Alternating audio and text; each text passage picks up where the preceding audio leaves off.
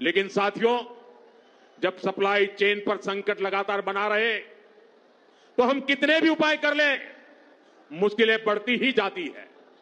इसलिए अब देश को सर्वोपरि रखते हुए, मां भारती को सर्वोपरि रखते हुए हमें एकजुट होकर के लड़ना होगा।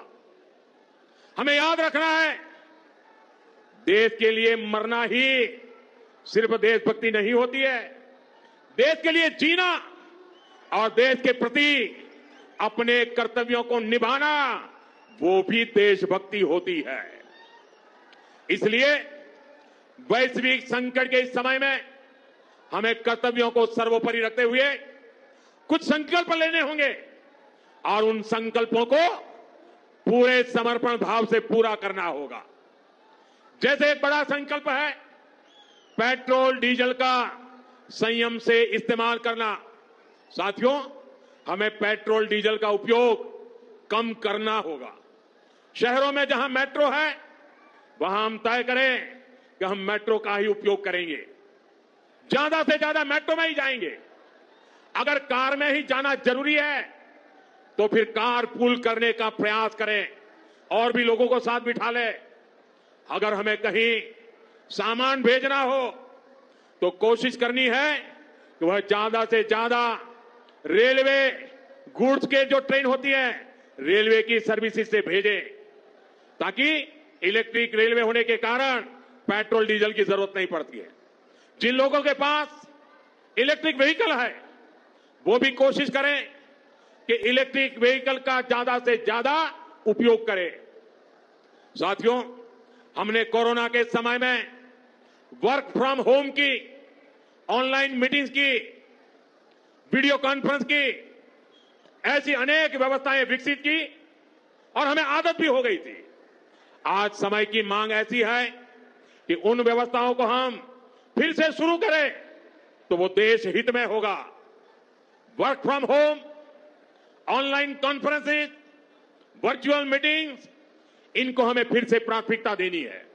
साथियों, आज जो संकट है उसमें हमें विदेशी मुद्रा बचाने पर भी बहुत जोर देना होगा, क्योंकि दुनिया में पेट्रोल डीजल इतना ज्यादा महंगा हो गया है, पहले से कई गुना ज्यादा कीमतें बढ़ गई है।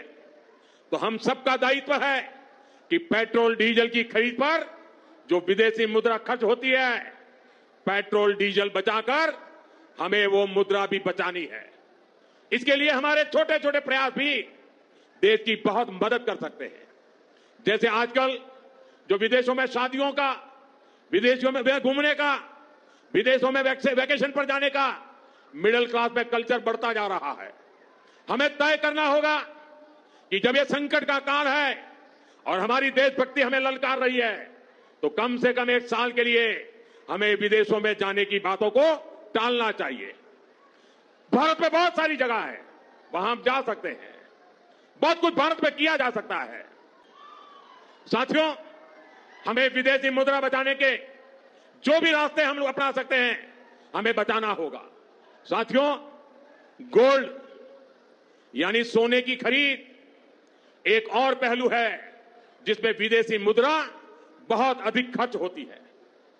एक जमाना था जब संकट आता था, कोई युद्ध होता था तो लोग देश हित में सोना दान दे देते थे।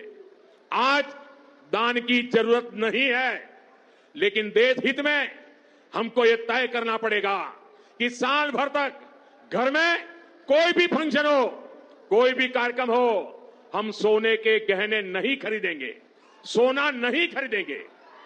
विदेशी मुद्रा बचाने के लिए हमारी देशभक्ति हमें चुनौती दे रही है और हमें इस चुनौती को स्वीकार करते हुए विदेशी मुद्रा को बचाना होगा।